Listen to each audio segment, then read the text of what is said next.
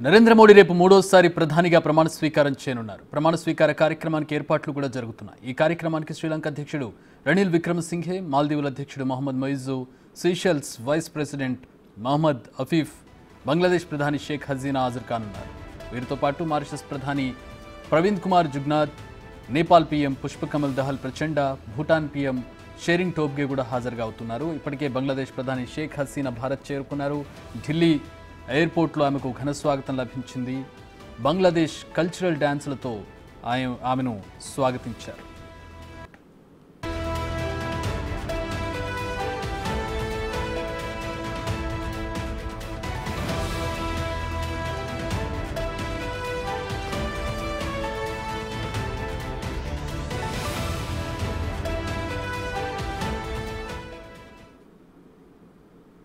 మా ప్రతినిధి శివ జాయిన్ అవుతున్నారు. రేపటి ప్రధాని ప్రమాణ స్వీకారానికి సంబంధించి పూర్తి వివరాలు అందిస్తారు. శివ, ఇప్పటికే షేక్ హసీనా చేరుకున్నట్టుగా తెలుస్తోంది. షెడ్యూల్ ప్రకారం ఎవరెవరు ఎప్పుడు రాబోతున్నారు, వాళ్ళ కోసం ఎట్లాంటి ఏర్పాట్లు చేస్తున్నారు? ఓవరాల్గా రేపు ప్రమాణ స్వీకారం హ్యాట్రిక్ కొట్టారు, మూడోసారి ప్రధానిగా ఆయన ప్రమాణ స్వీకారం చేయబోతున్నారు. ఎట్లాంటి ఏర్పాట్లు, ఏంటి ప్రత్యేకత రేపు? రైట్ చక్రి, ఎన్డీఏ పక్ష నేతగా ఎన్నికైన నరేంద్ర మోడీ రేపు భారత ప్రధానిగా మూడోసారి ప్రమాణ స్వీకారం చేయబోతున్నారు. ఈ ప్రమాణ స్వీకార కార్యక్రమానికి ఏర్పాట్లు రాష్ట్రపతి భవన్లో ఇప్పటికే పూర్తయినట్లుగా తెలుస్తోంది. రేపు సాయంత్రం 7:15 ప్రధానిగా నరేంద్ర మోడీ మూడవసారి ప్రమాణ స్వీకారం చేయబోతున్నారు. ప్రధానితో పాటు పలువురు కేంద్ర మంత్రులు ఈ ప్రమాణ స్వీకారం చేయబోతున్నట్లుగా తెలుస్తోంది. ఇక దీనికి సంబంధించి ప్రమాణ స్వీకారానికి దాదాపు 8,000 మందికి పైగా అతిథులను ఆహ్వానించినట్లుగా కూడా అధికార వర్గాలు తెలుపుతున్నాయి. దానిలో సామాన్యుల నుంచి అతిరథ మహారథుల వరకు ఈ ప్రమాణ స్వీకార కార్యక్రమానికి హాజరవుతున్నట్టు తెలుస్తోంది.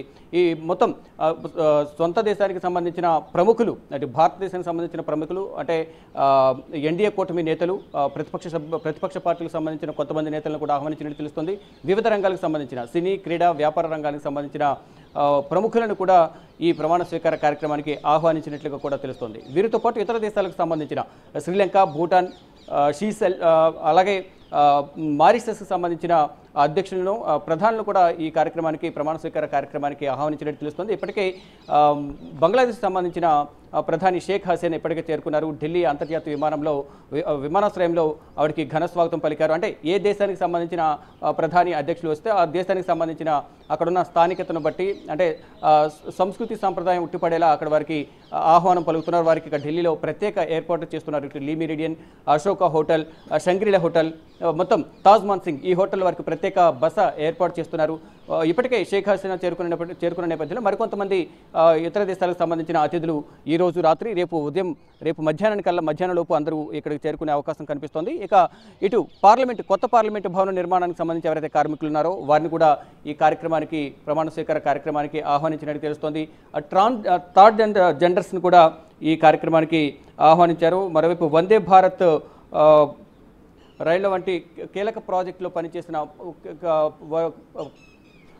పలువురు కీలకంగా వ్యవహరించిన ఆఫీసర్స్ని కూడా ఈ ప్రమాణ స్వీకార కార్యక్రమానికి ఆహ్వానించినట్లుగా తెలుస్తోంది. ఈ జాబితాలో పలువురు ట్రాన్స్జెండర్స్, వీరిని కూడా ఈ ప్రమాణ స్వీకార కార్యక్రమానికి ఆహ్వానించారు. అంటే సామాన్యుల నుంచి అతిరథ మహారథుల వరకు ప్రతి ఒక్కరిని కూడా ఆహ్వానించారు. అంటే మూడవసారి ప్రధానిగా ప్రమాణ స్వీకారం చేస్తున్న నేపథ్యంలోనే బీజేపీ అత్యంత ప్రతిష్టాత్మకంగా ఈ ప్రమాణ స్వీకార కార్యక్రమాన్ని నిర్వహిస్తోంది. దానిలో భాగంగా ఎన్డీఏ పక్ష నేతగా మూడవసారి నరేంద్ర మోడీ ఎన్నికయ్యారు. మూడవసారి ప్రధానిగా కూడా రేపు ప్రమాణ స్వీకారం చేస్తున్న నేపథ్యంలోనే ఇప్పటికే ఈ ఏర్పాట్లన్నీ కూడా పూర్తయ్యాయి.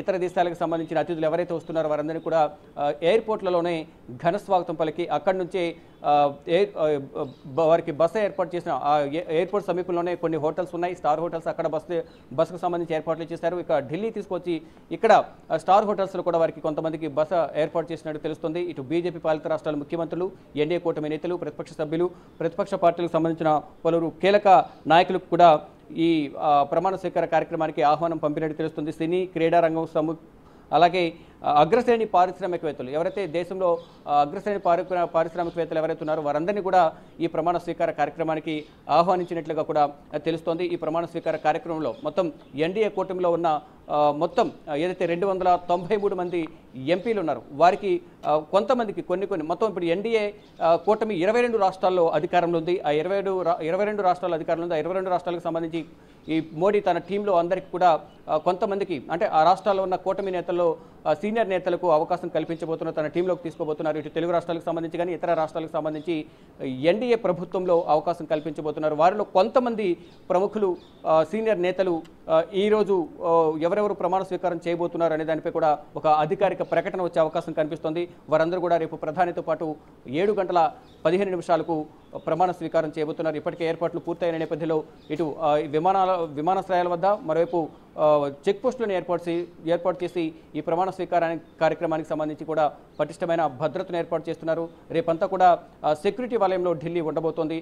ఇటు హర్యానా, నోయిడా అంటే యూపీ, ఉత్తరప్రదేశ్ బోర్డర్లో కూడా పటిష్టమైన భద్రతను ఏర్పాటు చేసి అక్కడ అన్ని తనిఖీలు చేసిన తర్వాత మాత్రం అందరికీ లోపలికి రాణిస్తారు. ఈ నేపథ్యంలో రేపంతా కూడా జల్లెడ పడుతున్నారు. ఇటు రాష్ట్రపతి భవన్ కానీ, పార్లమెంట్, ఇండియా గేట్ పరిసర ప్రాంతాల్లో కూడా ఇప్పటికే డాగ్ స్క్వాడ్, బాంబ్ స్క్వాడ్ కూడా అందరూ తనిఖీలు చేస్తున్నారు. పటిష్ట భద్రత మధ్య రేపు ప్రధాని నరేంద్ర మోడీ 3వసారి ప్రమాణ స్వీకారం చేయబోతున్నారు. చక్రి, రైట్, ప్రధాని నివాసంలో భేటీ జరుగుతున్నట్టుగా తెలుస్తోంది. దీనికి సంబంధించిన అప్డేట్స్ ఏమైనా ఉన్నాయా? దేని గురించి ఎవరెవరు హాజరయ్యారు?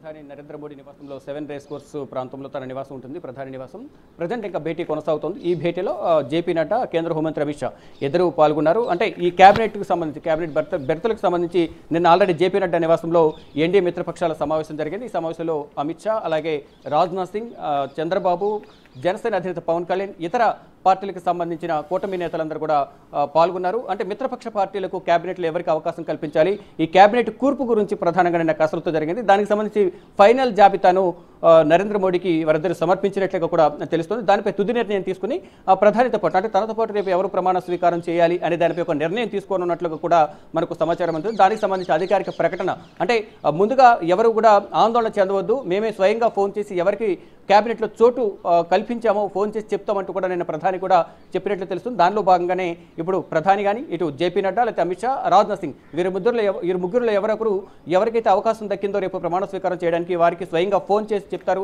మరోవైపు కేంద్ర క్యాబినెట్లో ఎంతమందికి అవకాశం కల్పించారు అనేది కూడా అధికారికంగా మనకి సాయంత్రానికి ఒక ప్రకటన విడుదల చేసే అవకాశం కల్పిస్తుంది. శివ, అంటే గత 2 టర్మ్లు ఒక ఎత్తు, 3వ టర్మ్ ఒక ఎత్తు. ఎందుకంటే ఎన్డీఏ కూటమి కొంచెం అంటే బీజేపీకి పూర్తి స్థాయి మెజారిటీ రాలేదు ప్రభుత్వాన్ని ఏర్పాటు చేయడానికి. సో ఎన్డీఏ కూటమిలో ఇటు జేడీయూ కావచ్చు, టీడీపీ కావచ్చు కీలకమైనటువంటి పరిస్థితి.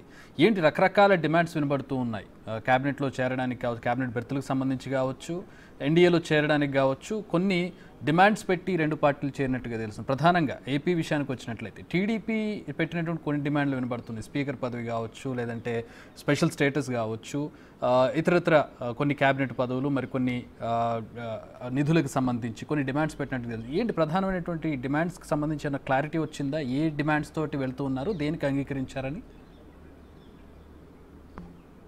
రైట్, డెఫినెట్గా చక్రి 3వసారి అధికారంలోకి వచ్చినప్పటికీ సింగిల్గా ప్రభుత్వాన్ని ఏర్పాటు చేసే సంఖ్యాబలం బీజేపీకి లేదు. ఈ నేపథ్యంలో ఇటు జేడీయూ, టీడీపీ ఈ ఇద్దరు పార్టీల మీద ఆధారపడవలసి వచ్చింది. మరోవైపు కూటమిలో ఉన్న పార్టీలు 24 లోక్సభ స్థానాలు వచ్చాయి, మిగిలిన వారికి వారి మీద కూడా ఆధారపడవలసి వచ్చింది. అందరితో కూడా అంటే సఖ్యతగా ఉంటూ ఎవరిని కూడా ఏమీ అనకుండా ప్రతి ఒక్కరు ఎవరు ఏం చెప్పినా వింటూ వారికి సముదాయించే ప్రయత్నం అయితే చేసినట్లుగా కూడా తెలుస్తుంది. దానిలో భాగంగానే మీరన్నట్లుగా ఏపీకి సంబంధించి స్పీకర్, కొన్ని క్యాబినెట్కి సంబంధించి పోస్టులు, మరోవైపు ప్రత్యేక హోదా అనేది ఎప్పటి నుంచో నినాదం ఉంది. మొదటి నుంచి కూడా జగన్మోహన్ రెడ్డి నన్ను సీఎం చేస్తే మొత్తం 25 స్థానాలకు 25 గెలిపిస్తే కేంద్ర మెడలో నుంచి ప్రత్యేక హోదా సాధిస్తాం, ప్రత్యేక హోదా తీసుకొస్తానని చెప్పారు, కానీ తీసుకురాలేదు.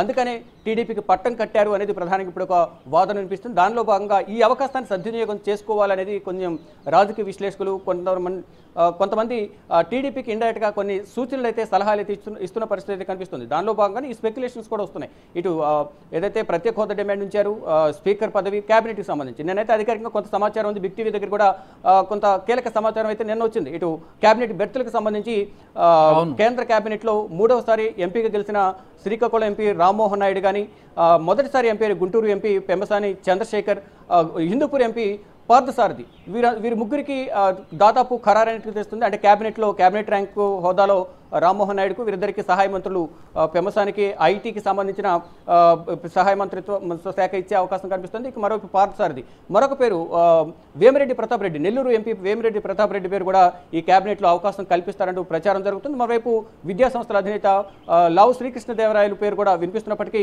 అధికారికంగా వీరి నలుగురు పేర్లు అయితే ప్రధానంగా చర్చ అయితే కొనసాగుతుంది. దీనిలో దాదాపు ముగ్గురు పేర్లు అయితే కన్ఫర్మ్ అయినట్లుగా కూడా అధికారిక సమాచారం అయితే మనం బిగ్ వద్ద ఉంది. అంటే పెమ్మసాని, పార్థసారథి, రామ్మోహన్ నాయుడు వీరి ముగ్గురికి దాదాపు ఖరారైనట్టు తెలుస్తుంది. స్పీకర్కి సంబంధించి మాత్రం బయట స్పెక్యులేషన్ జరుగుతుంది, కానీ దానిపై మేము అడగలేదు అనేది కొంత టీడీపీ వర్గాల నుంచి కొంత సమాచారం అయితే అందుతుంది. అంటే స్పీకర్ చేసే అంత అక్కడ సీనియర్లు ఎవరూ లేరు అనే ఒక చర్చ అయితే ప్రధానంగా జరుగుతుంది. కానీ స్పీకర్ పదవిని మాత్రం బీజేపీ ఇచ్చే అవకాశం లేదు. అంటే మెయిన్ పదవి శాఖలని కూడా ఇటు హోం కానీ, రక్షణ శాఖ, జలశక్తి, ఇతర ఫైనాన్స్, అలాగే స్పీకర్ ఇవన్నీ కూడా వారి దగ్గర ఉంచుకునే అవకాశం కనిపిస్తుంది. గతంలో మనం చూసుకుంటే కనుక 17వ లోక్సభలో ఓం బిర్లాకి ఇచ్చారు. డిప్యూటీ స్పీకర్ కూడా ఎవరికి ఇచ్చిన పరిస్థితి లేదు. కానీ ఇప్పుడు ఆ డిప్యూటీ స్పీకర్ పదవి ఏమన్నా టీడీపీకి ఇస్తారా అనే చర్చ కూడా కొనసాగుతుంది. ఈ నేపథ్యంలోనే ఇక్కడ టీడీపీకి ఈ పోర్ట్ఫోలియోలు ఇవ్వడంతో పాటు రాష్ట్ర అభివృద్ధికి సంబంధించి హామీ లభించింది అనేది ప్రధానంగా చంద్రబాబు కీలక వ్యక్తుల నుంచి అయితే మనకు సమాచారం అయితే ఉంది. దానికి సంబంధించి హామీ లభించింది కాబట్టి ఈ 3 క్యాబినెట్లు లేదా 4 క్యాబినెట్స్కు సంబంధించి అంటే బెర్తలకు సంబంధించి మంత్రివర్గంలో అవకాశం కల్పించబోతున్నారనే ప్రచారం జరుగుతుంది. అధికారిక ప్రచారం అనేది అధికారిక సమాచారం అనేది ఇక మనకి ఈరోజు రాత్రికి డెఫినెట్గా తెలిసే అవకాశం ఉంటుంది. ఎందువల్లంటే రేపు ప్రధానితో పాటు కేంద్ర మంత్రులు కూడా ప్రమాణ స్వీకారం చేస్తారు కాబట్టి ప్రధానితో పాటు ఎవరు ప్రమాణ స్వీకారం చేస్తారు అనే దానిపై కూడా సాయంత్రానికి ఒక క్లారిటీ వచ్చే అవకాశం అయితే ఉంది. ఇక తెలంగాణ నుంచి ఇప్పటికే కిషన్ రెడ్డి అలాగే బండి సంజయ్ ఇద్దరికి దాదాపు ఖరారైనట్లుగా కూడా మనకు అధికారిక సమాచారం అయితే ఉంది. All right, thanks for the update Shiva. Chakri. All right, thanks for the updates. రేపు ప్రమాణ స్వీకారంలో ఎవరెవరు ప్రమాణ స్వీకారం చేయబోతున్నారు, ప్రధానితో పాటు టీడీపీకి ఎన్ని క్యాబినెట్ బెర్తులు దక్కబోతున్నాయి, ఎవరు దీంట్లో ఉండబోతున్నారు దానికి సంబంధించి కూడా సాయంత్రం బహుశా క్లారిటీ వచ్చే అవకాశం ఉంది. రేపు ప్రధానితో పాటు టీడీపీ నుంచి ఎవరైనా ప్రమాణ స్వీకారం చేస్తారా, లేదంటే కేవలం బీజేపీ నేతలతోటే చేయిస్తారా అనేది కూడా మరికొద్దిసేపట్లో తేలబోతుంది. దేశ విదేశాల నుంచి ప్రముఖులు రాబోతూ ఉన్నారు. టిబెట్ ప్రధాని, నేపాల్ అధ్యక్షుడు, అలాగే శ్రీలంక అధ్యక్షుడు, ఇటు మయన్మార్ అధ్యక్షురాలు, మయన్మార్ ప్రధాని షేక్ హసీనా, అలాగే షేక్ ముయిజు, మాల్దీవ్స్ ప్రధాని, ఇలా సమీప దేశాల అధినేతలను ఈ కార్యక్రమానికి పిలిచారు. ఇప్పటికే షేక్ హసీనా చేరుకున్నారు. ఆవిడకు బంగ్లాదేశ్ సంప్రదాయ నృత్యంతో స్వాగతం పలికారు. ఆ విజువల్స్ను మనం చూడవచ్చు. ప్రధాని రేపు సాయంత్రం 7:30 సమయంలో ఆయన ప్రమాణ స్వీకారం చేయబోతూ ఉన్నారు. టీడీపీకి తగినన్ని బెర్తులు ఇచ్చే అవకాశం కనపడుతుంది. క్యాబినెట్లో కొన్ని క్యాబినెట్ పదవులు, మరికొన్ని సహాయ మంత్రి పదవులు ఇచ్చే అవకాశం కనపడుతోంది.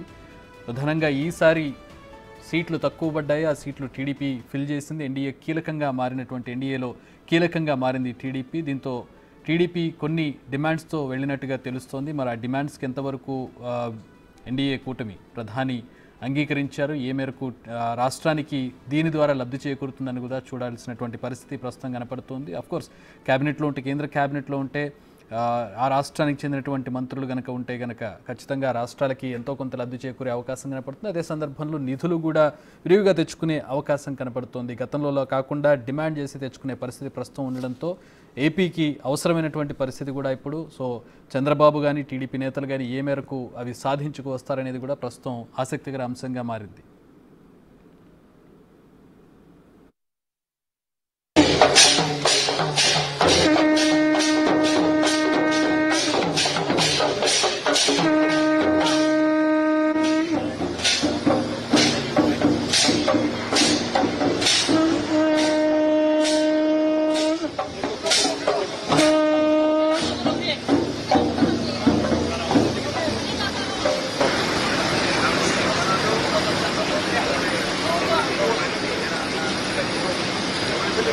Ready?